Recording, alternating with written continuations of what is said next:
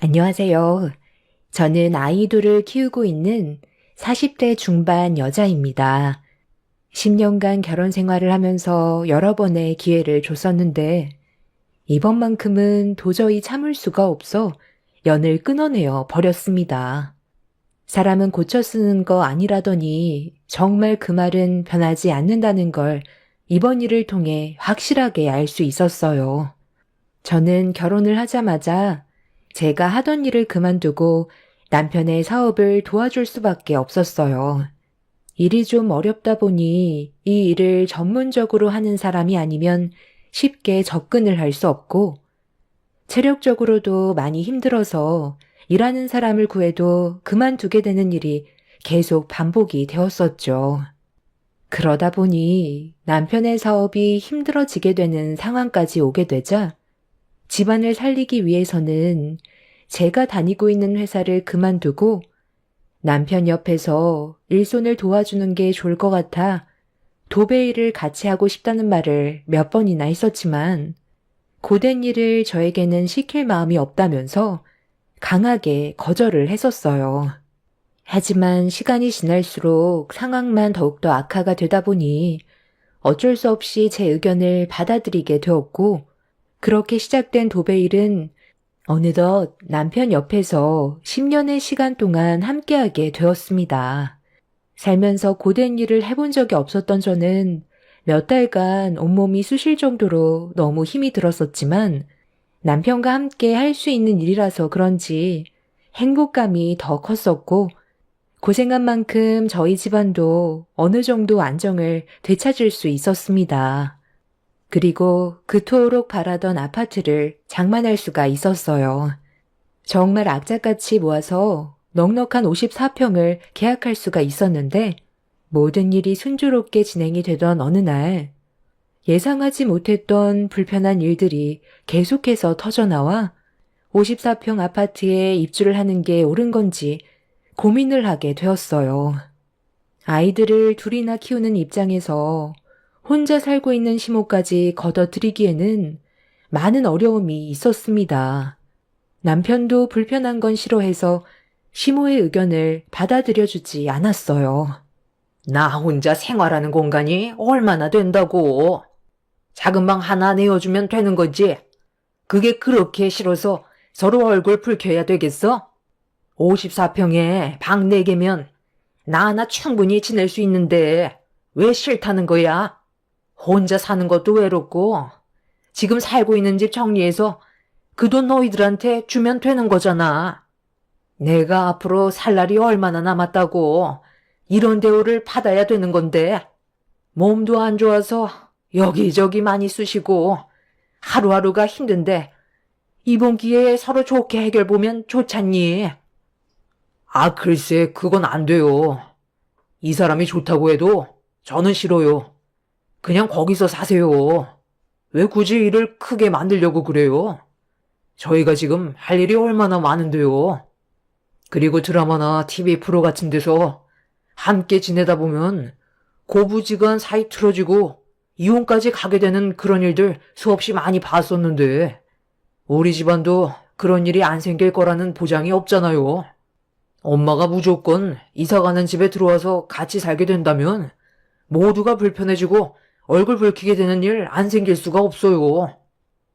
네가 엄마한테 그렇게까지 얘기할 거라곤 꿈에도 몰랐다.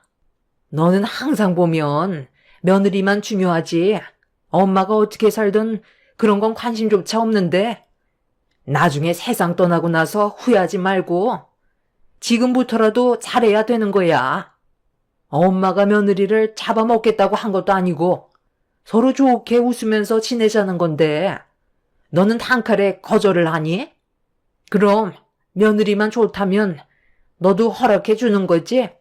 내 아들은 네가 힘들어지는 걸 못 보겠다고 나를 거부하는데 너는 어떻게 생각하니? 저도 남편과 같은 의견이에요. 그리고 지금은 이 사람 사업이 어느 정도 안정이 됐기 때문에 제가 집에서 아이들과 함께 보내게 될 시간이 많아지는데 아무래도 어머님이 집에 있으면 불편한 점들이 생길 수밖에 없죠. 어머님 마음 이해 못하는 건 아니지만 평소에도 여러 가지로 의견 충돌이 자주 생겨서 심적으로 불편한 경우가 많은데 한 공간에서 같이 살다 보면 처음에는 서로가 많이 배려하겠지만 결국 그 끝은 안 좋은 결과로 끝날 것 같아서 저도 사는 건 떨어져서 지내는 게 좋겠어요. 어머님도 분명 후회하게 되는 상황이 생길 수밖에 없어요. 이 사람과도 사소한 의견 차이로 가끔 마찰이 생기는데 어머님과 함께 지내다 보면 이 사람은 제 눈치 보고 어머니 눈치 보다가 결국 중간에서 감정이 터져버리면 지금보다 더 안 좋은 관계로 발전할 수 있다는 거예요. 그냥 지금 살고 있는 집에서 편하게 지내면 되는 거지. 굳이 우리 이사 가는 집에 들어와서 작은 방에서 생활할 필요 없잖아요. 어찌됐든 저는 싫어요. 남편이 시모의 의견에 대해 강하게 거부를 했어요. 남편이 경기를 일으킬 정도로 싫어했던 건 다 이유가 있었습니다. 5년 전쯤에 첫째 딸이 심한 몸살을 앓았던 적이 있었는데 그때 한창 일이 바빠서 시모에게 부탁을 한 적이 있었어요. 저희 부모님께선 너무 먼 지방에 계시고 일도 하셔서 시모가 도와줄 수밖에 없는 상황이었습니다. 그렇게 며칠간 저희 집에 시모가 들어와 함께 지낸 적이 있었는데 그때 엄청난 일들이 있었어요. 제 딸을 봐주기는커녕 거의 방치하다시피 했고 동네 지인분들을 다 끌어들여 저희 집에서 부어라 마셔라 술판을 벌였던 적이 있었죠. 그전부터 집안을 난장판으로 만들어놔서 정말 힘들었었는데 시모에게 싫은 소리 해봤자 득보다 실이 많을 것 같아 묵묵히 제가 알아서 처리했었어요. 저희 부부는 출퇴근을 같이 해서 남편이 항상 시모의 행동을 전부 지켜보고 있었죠. 저처럼 똑같이 참고 있었고 안 좋은 감정이 고조되어 있는 상황에 시모가 저희 집에서 술판을 벌인 건 조용히 넘어갈 수 없을 정도로 상당히 심각한 상태였어요. 제 딸은 방에서 열이 펄펄 끓고 있는데 조금의 신경조차 쓰지 않고 술이 가득으로 취해서는 사태의 심각성을 파악하지 못한 시모의 무책임한 행동에 결국 남편의 화가 머리끝까지 올라왔고 그날 이후 한동안 시모와 연락까지 끊어버렸었죠. 그제서야 사태의 심각성을 알게 된 시모는 저희 부부의 화가 가라앉을 때까지 계속해서 연락을 취했고 그 노력에 한 번만 눈 감아주기로 했었어요. 그렇게 한동안 조용하게 지내고 있었는데 시모는 겉으론 용서를 구했지만 속으론 저에 대한 불만이 상당히 많이 쌓여 있었는지 저를 대하는 모든 행동들이 상당히 날카로워지길래 진지하게 대화로 풀어나가려 했지만 이미 서로에 대한 감정이 안 좋아졌던 상태라 결국 서로 언성이 높아졌고 시모는 남편이 잠깐 볼일을 보러 나간 사이 애들이 보는 앞에서 제 머리채를 잡아 패대기를 쳤어요. 단 한 번도 그런 적이 없었던 시모가 그런 행동에 너무 큰 충격을 받아 무방비 상태로 시모에게 머리를 한 움큼 뜯긴 적이 있었죠. 그때 저에게 했던 말이 아직까지 생생하게 기억나는 한 단어가 한동안 저를 너무 힘들게 만들었어요.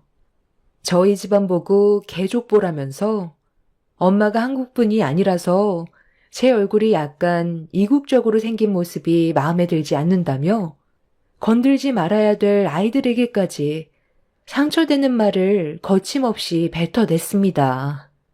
살면서 외모적으로 놀림을 당하거나 상처를 받은 적이 별로 없었는데 시모에게 그런 말을 듣게 되니 너무 서운했었고 아이들에게까지 상처를 줘서 2번 다시 보고 싶지 않아 뛰쳐나간 적이 있었어요. 마음 같아서는 저도 시모의 머리채를 쥐어뜯고 싶었지만 아이들이 울고 있는 상황에서 저까지 똑같은 사람이 되고 싶지 않아 아예 상대조차 하지 않으려 했었죠. 그렇게 집으로 돌아오면서 남편한테 전화를 했었고, 모든 상황들에 대해 설명한 뒤 다시는 시모의 얼굴을 안 보겠다고 하자 남편도 시모에게 많이 실망했는지 저와 같이 연락을 끊고 지냈었어요. 시모는 지인들과 술 한잔 하다가 욕먹었던 걸 서운하게 생각해서 저에게 분풀이를 한 거라지만 애들이 보는 앞에서 제 머리채를 잡았던 건 정말 용서해줄 마음이 없었습니다. 그렇게 연락 한 통 하지 않고 서로 등을 돌린 채 2년간 얼굴도 안 보고 지냈었어요.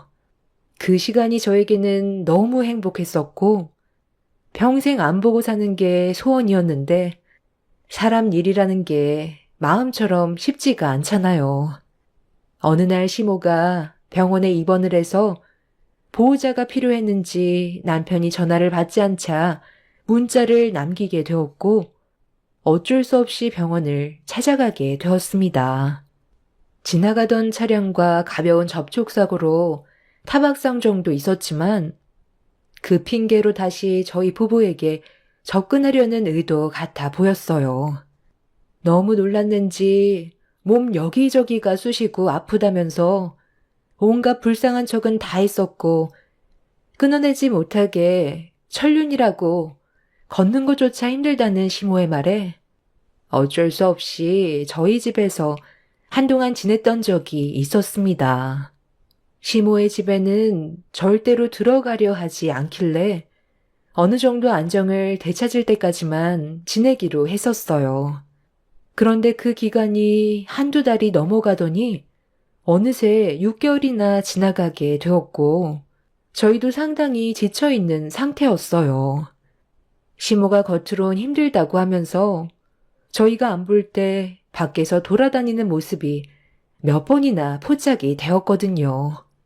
걷는 게 힘들다며 나이를 먹어서 다친 부분이 잘 낫지 않는다고 온갖 불쌍한 척은 다 하더니 뒤에서 몰래 하고 싶은 일 다 하면서 지내는 시모의 거짓된 행동들이 저희를 너무 힘들게 하고 있었습니다.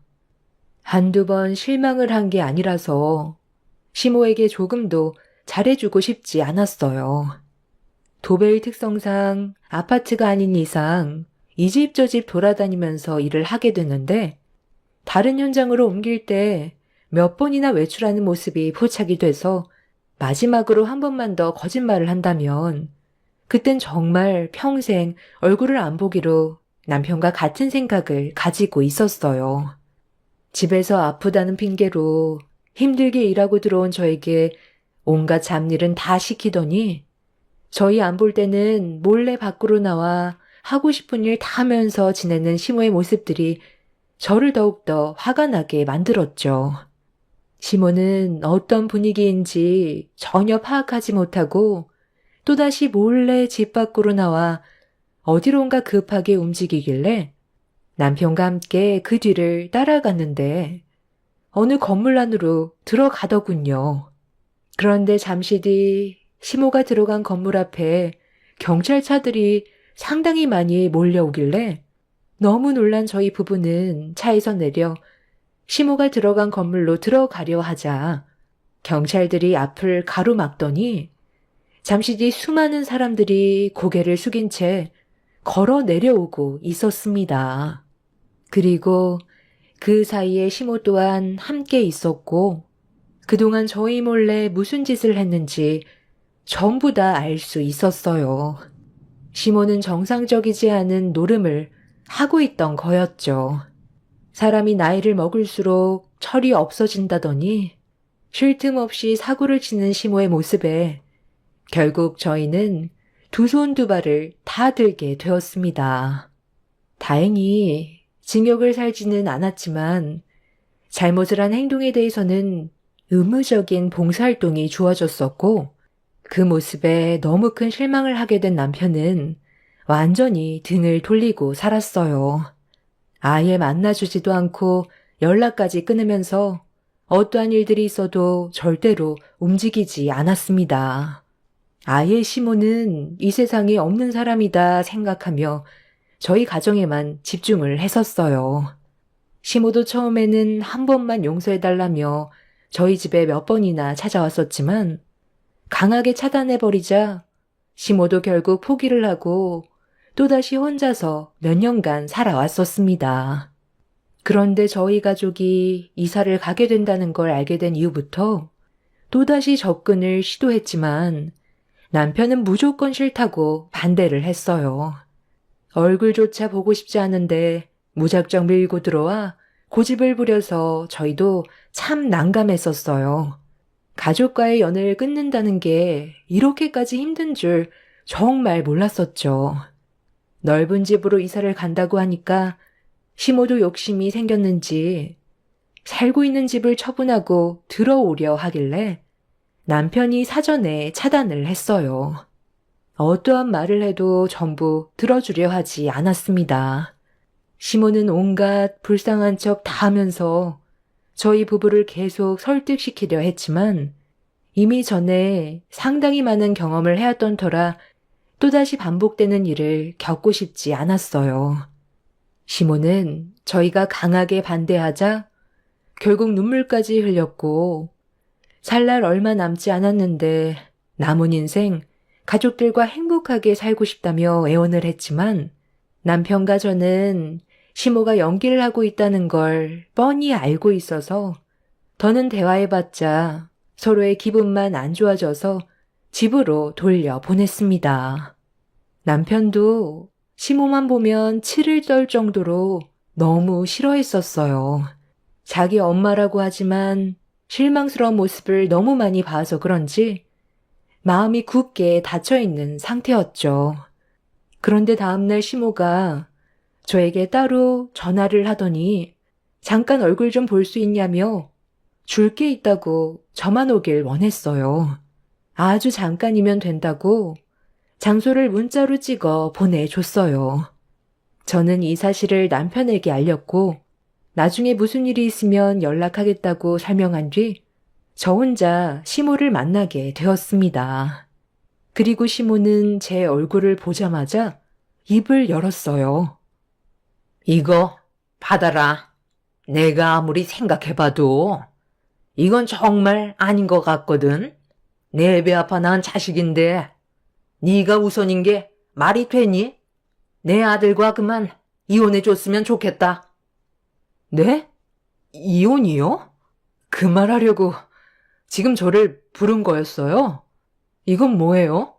봉투 안에 들어있는 100만 원으로 뭐 하자는 건데요?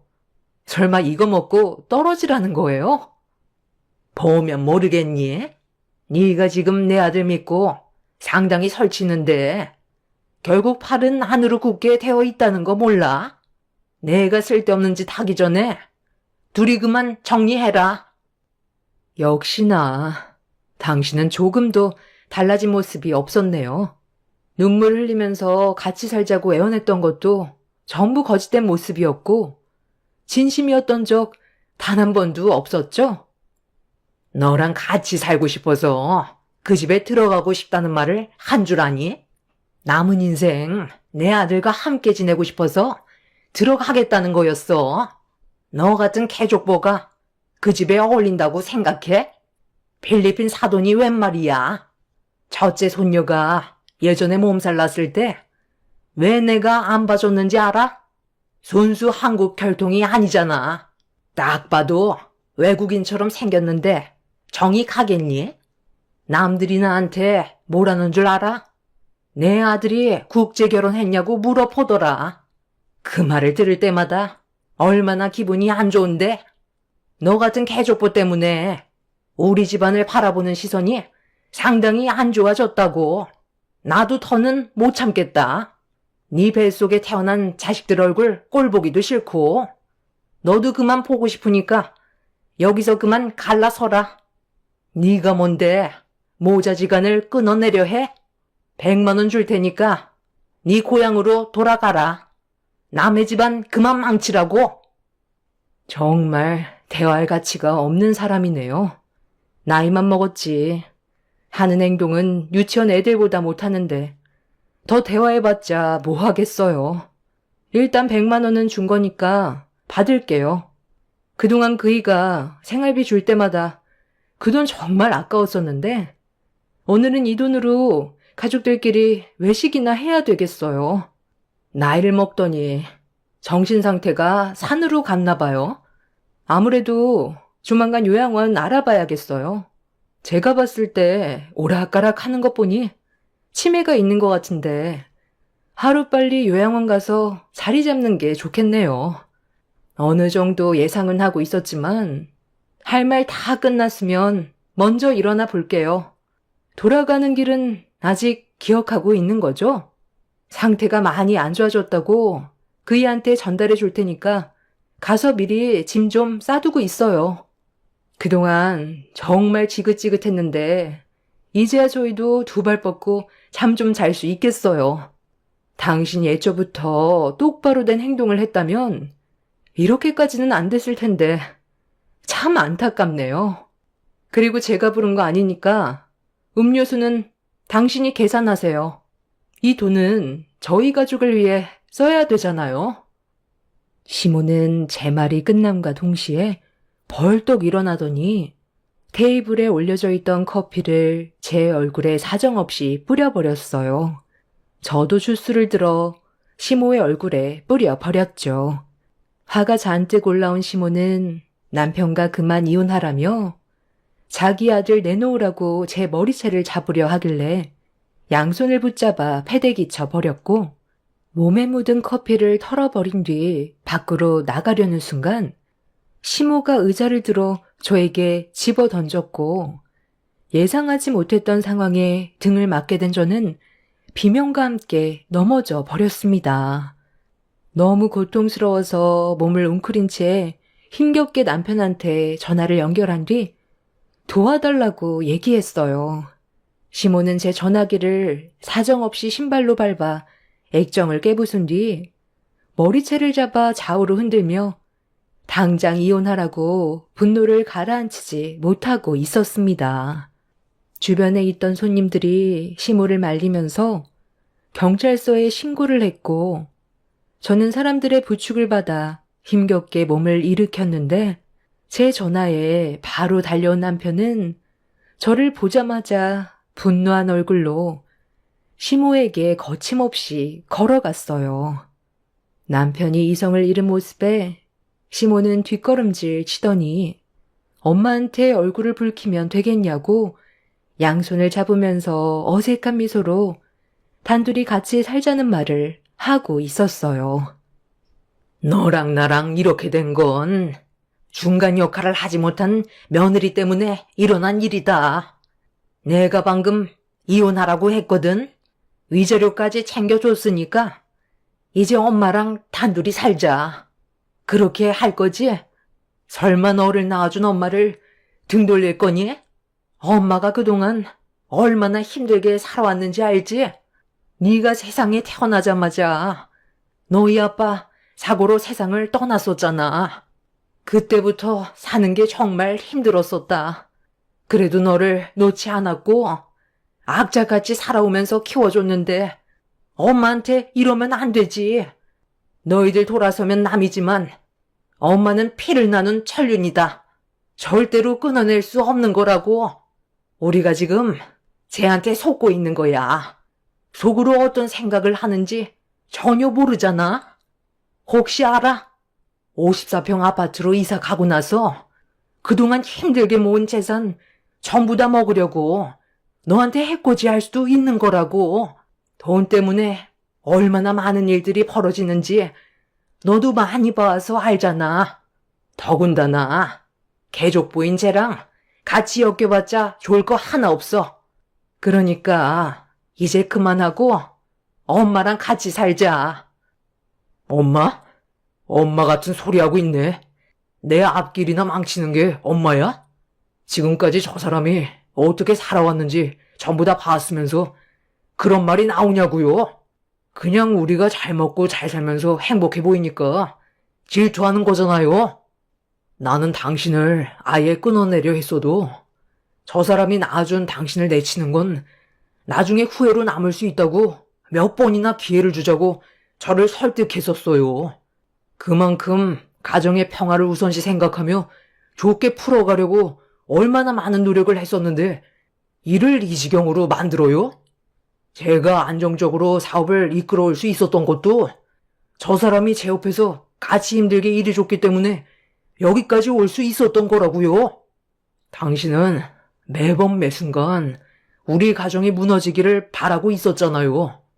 오늘 이 시간 이후로 평생 연락하지 않을 테니까 2번 다시 우리 앞에 나타나지 마세요. 당신이 고독사로 떠나도 찾아가지 않을 거니까. 뭐라고?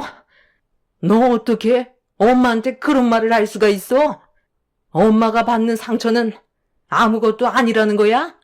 쟤한테 홀려도 단단히 홀렸구나. 결국 엄마를 버리겠다는 거야? 안 되겠다. 너 선택해라. 쟤야 엄마야. 마지막으로 기회를 주는 거야. 쟤를 선택하는 순간 엄마는 저 다리 위로 올라갈 거라고. 당신 마음대로 해요. 나는 이 지긋지긋한 삶을 끝내버리고 싶다고요. 남들처럼 조용히 살고 싶어요. 제발 우리 앞에서 사라져 주세요. 시모는 남편의 말에 상당한 충격을 받았는지 흥분을 가라앉히지 못했고, 시모는 카페에서 뛰어나가 길 건너편에 있는 다리 위로 올라갔어요. 자기를 선택하지 않으면 각오하는 게 좋을 거라고 남편이 자기를 말려주길 원하고 있었습니다. 하지만 남편은 눈 하나 깜빡하지 않았고 오히려 시모가 보는 앞에서 저를 부축해준 뒤 차에 태웠어요. 시모는 진짜 마지막 기회라면서 자기한테 오라고 동네가 떠나갈 정도로 소리를 지르면서 다리 위 난간까지 올라가 액션을 취하고 있었어요. 남편은 시모의 말을 듣지 않은 채 차에 올라타 집으로 돌아가려 하자 시모가 남편의 모습에 당황했는지 아슬아슬하게 버티고 있던 다리에서 내려오려던 순간 발을 헛디뎌 미끄러졌고 충격적이게도 다리 밑으로 떨어지는 사고를 당하게 되었습니다.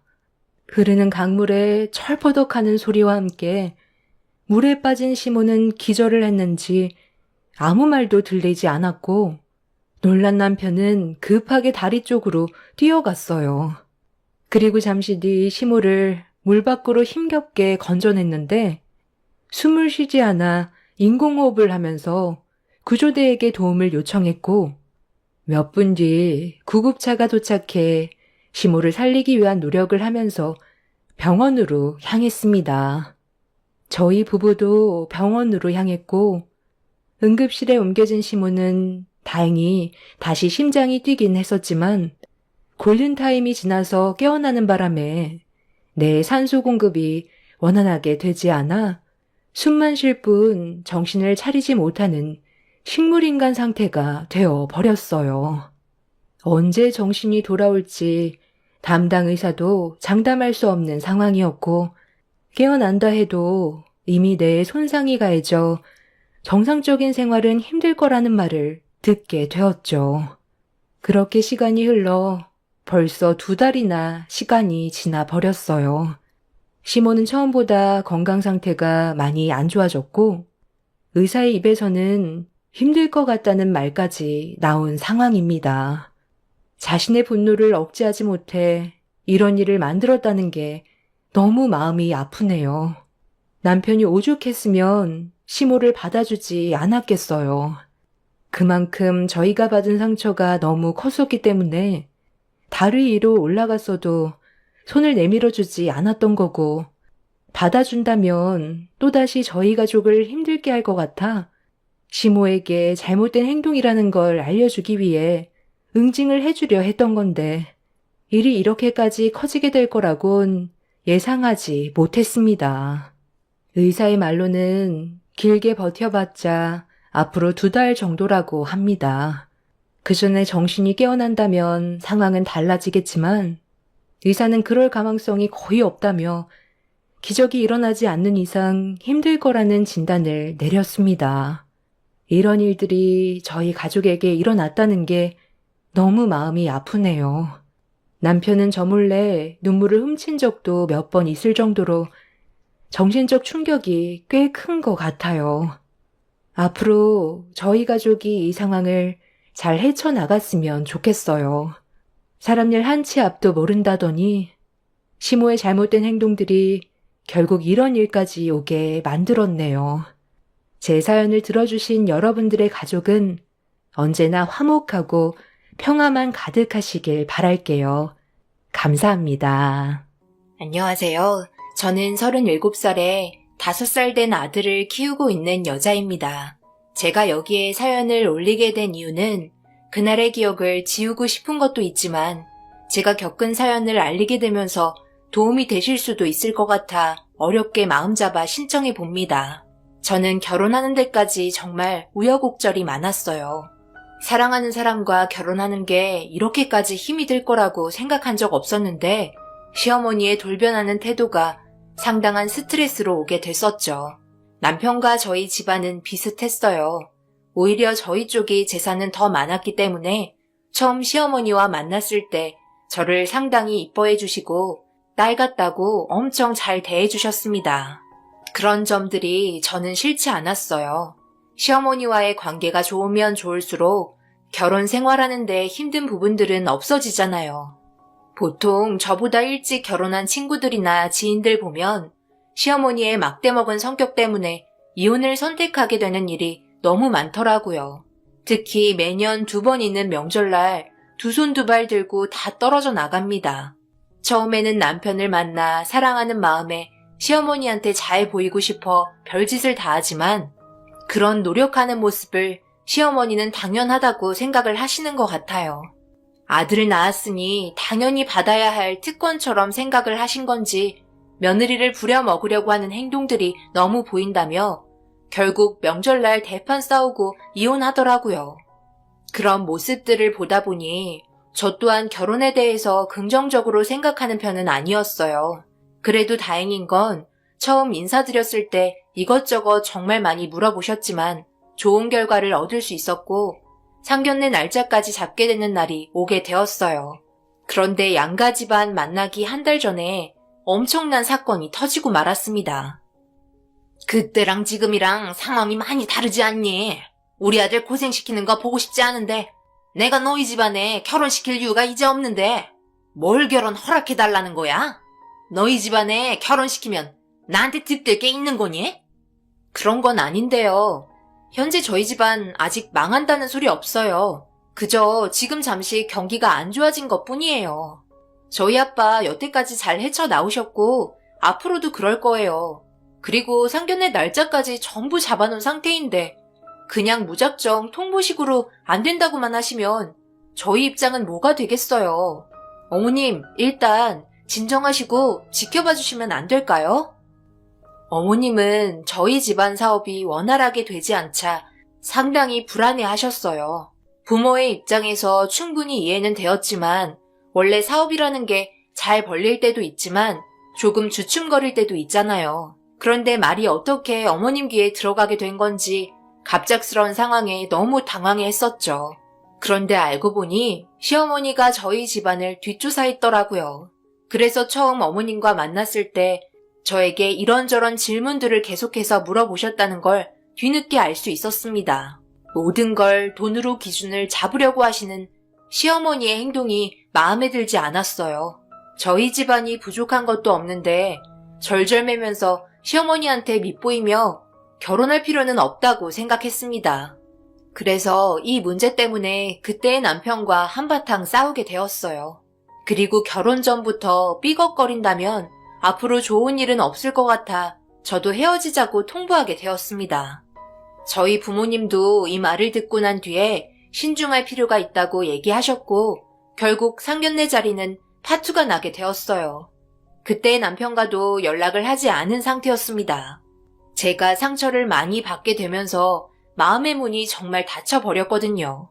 남편은 이런 식으로 절대 헤어질 수 없다며 끝까지 연락하고 매달리고 있었고 어머님이 진심으로 사과를 한다면 생각해보겠다고 더 이상의 말은 하지 않았습니다.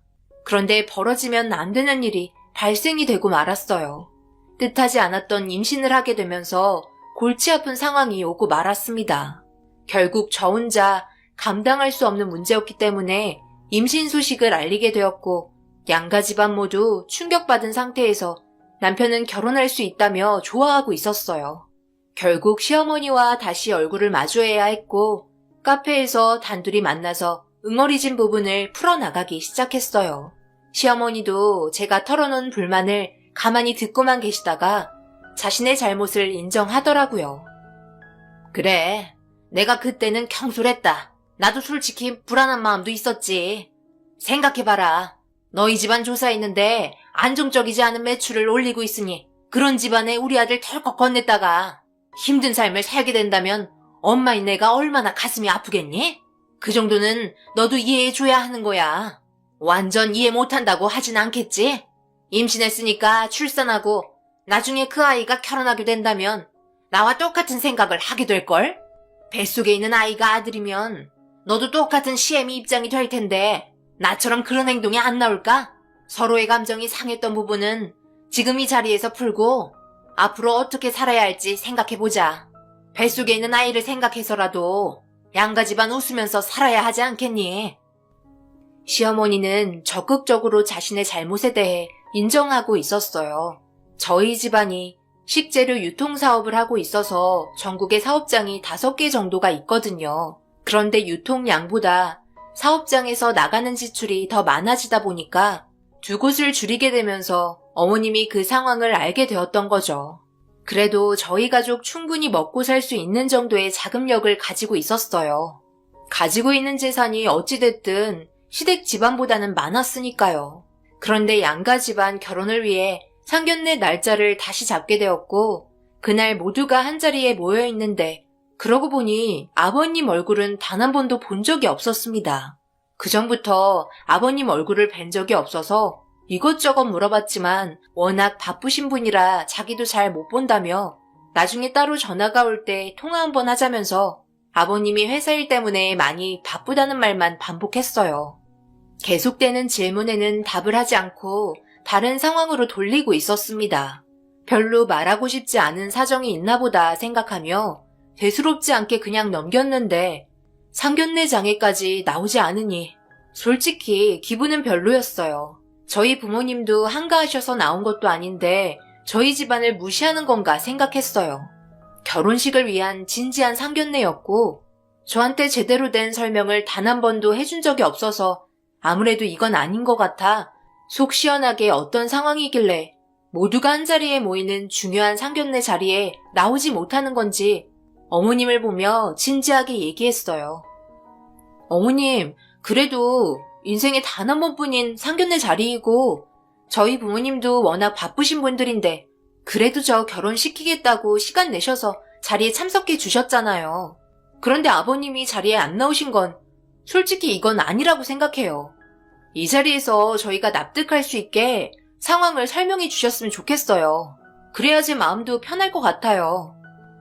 그게 우리 남편이 병에 걸렸어. 그래서 그래. 이런 말 하는 게 좋은 건 아니잖아. 치매가 좀 심각하게 있는 상태라 집에서만 생활해야 돼. 밖으로 나가면 돌발 상황을 너무 많이 저질러서 우리가 체력적으로 힘에 부치거든. 이런 말해서 좋을 거 없을 것 같아 얘기 안 했다. 치매가 자랑할 일은 아니잖니. 그러니 우리 입장도 좀 생각해 주길 바란다. 그래도 우리 아들이 모든 일을 이어받을 수 있어서 다행이지. 안 그랬으면 우리 집안 쫄딱 망했을 거야. 지금은 완전 자리가 잡혀있는 상태라 매출도 많이 상승한 편이지. 그 덕에 이렇게 이쁜 며느리도 볼 수 있잖아.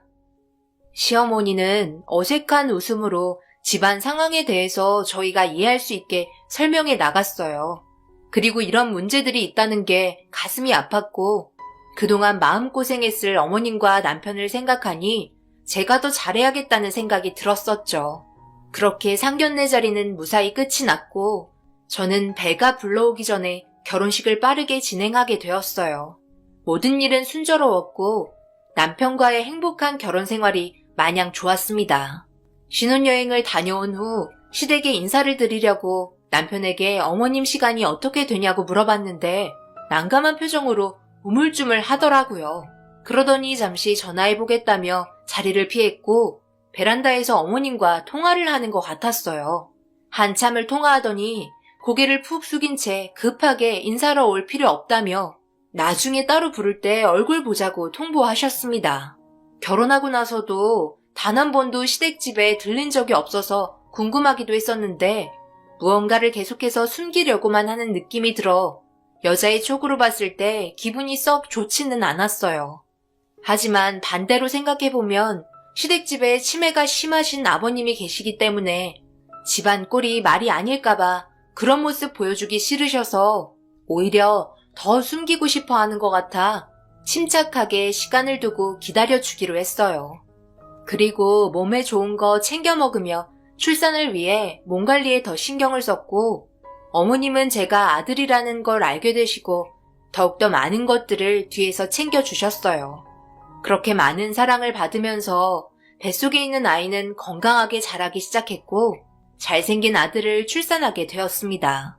어디 하나 문제없이 태어난 모습에 하늘에 감사하며 앞으로 우리 아이와 행복한 날들을 꿈꾸면서 새로운 인생이 펼쳐질 거란 기대를 가지고 하루하루 보내고 있었어요.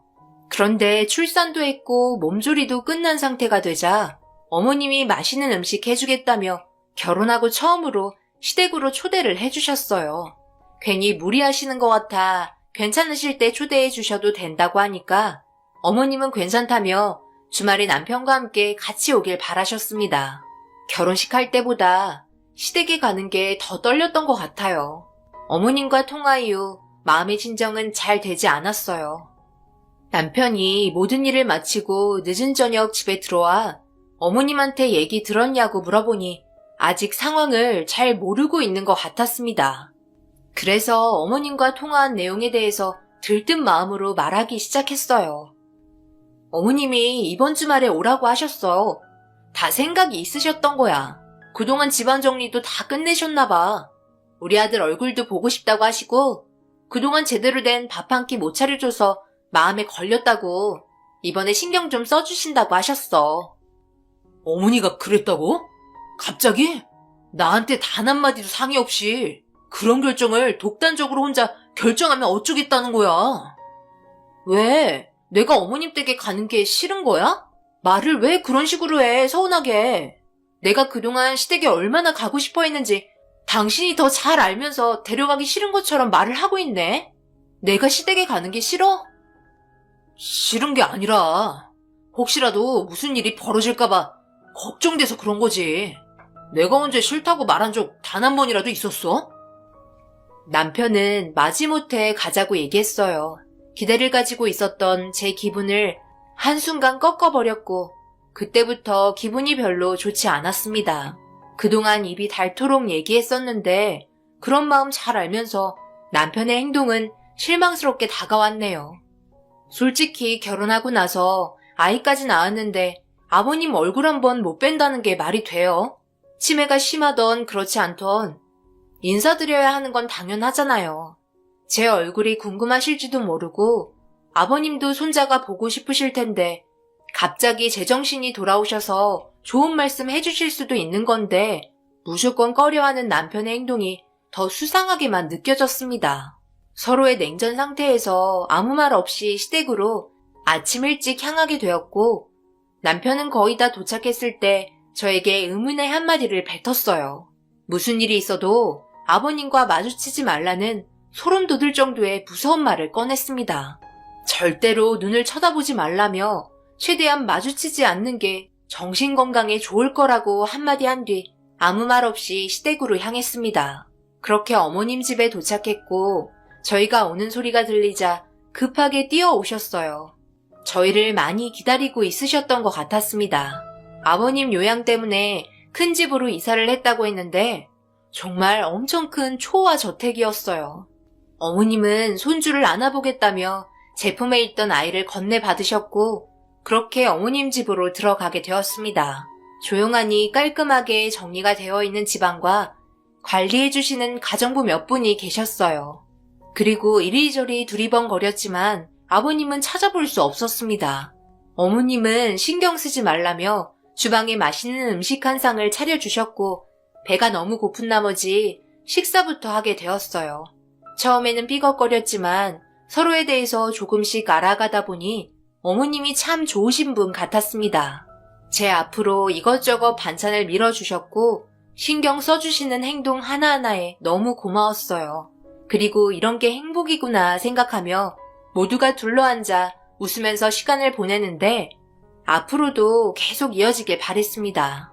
어느덧 저녁 시간이 되었고 거실에서 신기한 눈빛으로 아이 보고 있는데 누군가 걸어 나오는 소리가 들리기 시작했어요. 2층에서 꽤 무거운 발걸음 소리에 자연스럽게 그쪽으로 고개가 돌아갔고 위에서 천천히 내려오고 있는 의문의 정체는 얼굴을 푹 내린 채 주방으로 걸어가기 시작했습니다. 딱 봐도 아버님인 것 같았어요. 그래서 남편한테 아버님 맞냐고 물어보니 고개를 끄덕이더라고요. 다가가서 인사라도 드리려고 일어나자 남편은 제 팔목을 잡더니 인상을 쓰면서 조용한 말투로 앉아 있으라며 공포에 질린 얼굴로 고개를 떨구고 있었습니다. 어머님 또한 몸을 덜덜 떨고 있었어요. 하지만 아버님의 치매가 너무 심각해서 건드는 순간 돌이킬 수 없는 돌발 행동이 나올 것 같다는 직감을 하게 되었습니다. 그래서 저도 조용하게 앉아서 주방을 계속 응시하고 있는데 저희가 먹다 남은 음식을 드시고 계시더라고요. 그런 모습이 낯설었고 아버님이 너무 신경 쓰이기 시작했어요.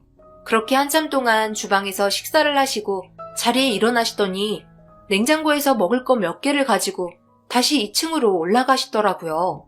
저는 그런 모습을 계속해서 지켜보고 있었고 어머님과 남편이 숨을 죽인 채 움직이지도 않는 모습에 저 또한 엄청 긴장을 하기 시작했습니다. 그런데 아버님이 문을 천천히 닫으면서 저희가 앉아있는 곳을 뚫어지게 쳐다보고 있었고 저와 눈이 마주친 상태로 계속해서 바라보시더니 뒤늦게 문을 닫으셨어요.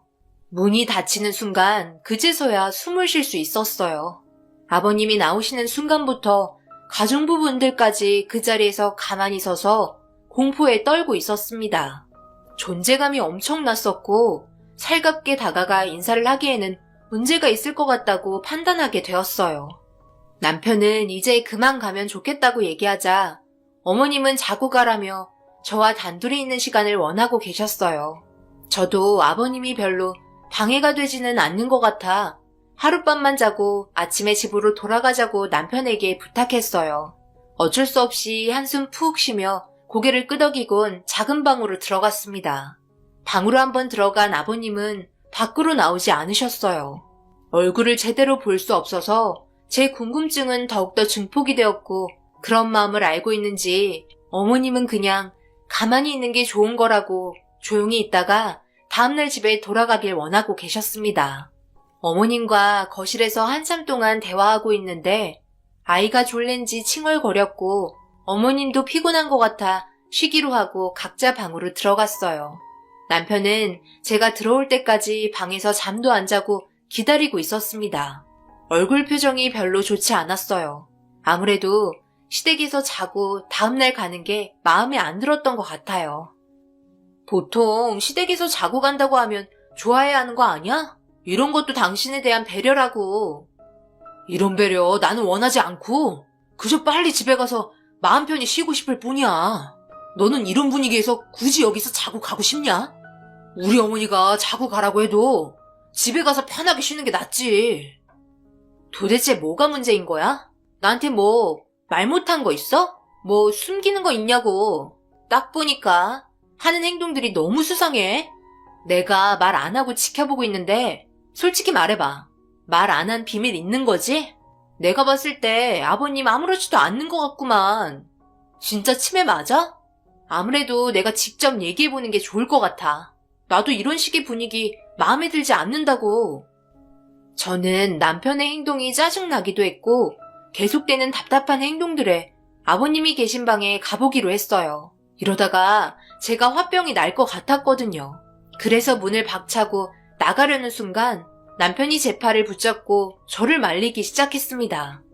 저는 남편을 뿌리치며 아버님이 계신 방 쪽으로 걸음을 옮기고 있는데 주방에서 투닥거리는 소리가 들리더라고요. 그래서 고개를 돌려보니 아버님이 저를 보며 우두커니 서 있었습니다. 거실과 주방이 불이 켜져 있어서 검은 형체만 있는 아버님이 너무 무서웠어요.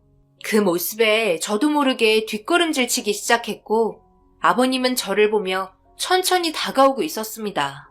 그러더니 갑자기 저한테 무서울 정도로 달려오기 시작했고 순간적인 돌발 행동에 너무 놀란 저는 비명을 지르며 작은 방으로 다시 들어갔어요.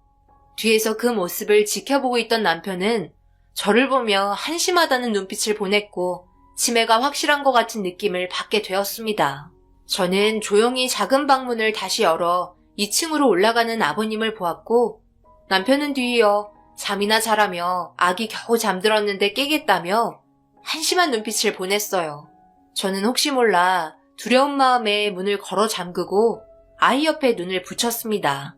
그렇게 깊은 잠에 빠져 있었는데 아이가 칭얼거리는 소리에 눈을 뜨게 되었고 아이를 안고 다시 재우고 있는데 고개를 돌려 옆을 보니 남편이 자리에 없었어요. 화장실을 간 것 같아 별 생각 없이 아기 재우는 데 집중했고 그렇게 다시 깊은 잠에 빠진 아이를 눕히고 남편을 기다렸는데 돌아오지 않아 거실 문을 열어보니 어두운 거실의 2층에 빛이 새어나오더라고요. 그런데 그 방에서 어머님과 남편의 목소리가 들려왔어요. 그런데 아버님의 목소리가 처음으로 들려왔고 셋이서 싸우는 것 같아 조심스럽게 2층으로 걸어 올라갔습니다. 저는 문에 바짝 기대어 대화를 마저 듣고 있는데 남편이 하는 말에 엄청난 충격을 받고 말았어요. 어머니는 도대체 생각이 있는 거예요? 뭔 생각으로 아내를 집으로 끌어들인 거예요? 지금까지 세워둔 계획을 전부 물거품으로 만들 생각이세요? 왜 이렇게 혼자서만 독단적으로 행동하시는 건데요? 제발 아버지와 제가 알아서 하게끔 뒤에서 그냥 가만히 계세요. 이러다가 아내가 알기라도 한다면 그땐 정말 돌이킬 수 없다고요. 나는 그저 우리 며느리 밥 한 끼 해주고 싶어서 그랬던 것 뿐이다. 나는 이런 쌀쌀맞은 역할 어울리지 않는다고. 그냥 마음 편하게 살고 싶었을 뿐인데 내가 왜 이런 행동을 해야 하는 건지 모르겠다. 이게 다 당신 때문이잖아. 그리고 그냥 방에서 나오지 말고 조용히 있으면 되지. 우리 밥 먹고 있는데 기어 나와야겠어? 왜 우리 며느리한테 겁을 줘서 무섭게 만드는 건데? 당신 행동이 제일 의심스러운 거 알아? 그런 식으로 행동하면 누가 당신을 치매 환자로 보겠냐고. 하는 행동이 귀엽잖아. 나는 뭐 며느리 안 보고 싶어서 그런 줄 알아? 나도 정상적인 모습으로 대하고 싶다고. 상견례도 못하고 결혼식도 못하고 집에 왔는데 말도 못 붙이고 많고 많은 병 중에 왜 하필 치매인 거야? 생각들이 그렇게 없어? 여기 오래 모여있다가 아내가 깨어나서 우리 셋이 있는 거 보기라도 한다면 그때는 정말 돌이킬 수 없는 문제가 되니까 제발 조심 좀 하자고요. 우리가 여기 집주인인 것처럼 행동해야 돼요. 아시겠죠? 장기 출장 간 집주인한테 매달 나가는 월세가 얼마인 줄 아세요? 더 이상 가정부 부르지 마세요. 그리고 계획했던 상황 최대한 빨리 정리하자고요. 이번 건 상당히 큰 거예요. 아내 집안이 재산이 어마어마하기 때문에 최대한 빨리 손을 써야 한다고요. 다시 한번 말하지만 제가 아버님 사업을 물려받은 다음 계획적인 사고가 필요해요. 그때까지 아버지는 최대한 눈에 띄지 않게 몸조심하시고요. 제가 사업 물려받는 순간 교통사고 아시죠? 그리고 우리는 전 재산 챙긴 다음 이 바닥에서 뜨면 끝인 거예요. 아시겠어요? 그때까지 조심하는 게 좋을 거예요. 계획에 없던 아기가 생긴 게 최대 복병이지만 그건 어쩔 수 없으니 다들 마음 약해지지 말자고요. 어머니도 정신 똑바로 차려요. 우리가 진짜 여기 사는 건 아니잖아요. 아내 집안 돈 뜯어내려고 투자한 돈이 얼마인 줄 아세요? 밑작업 제대로 한 만큼 확실하게 했으면 좋겠어요. 이 말을 듣고 있는 동안 남편의 믿을 수 없는 말들에 엄청난 충격을 받게 되었고 방 안에서 들려오는 대화 내용을 핸드폰으로 녹음을 하면서도 도저히 믿기지가 않았어요.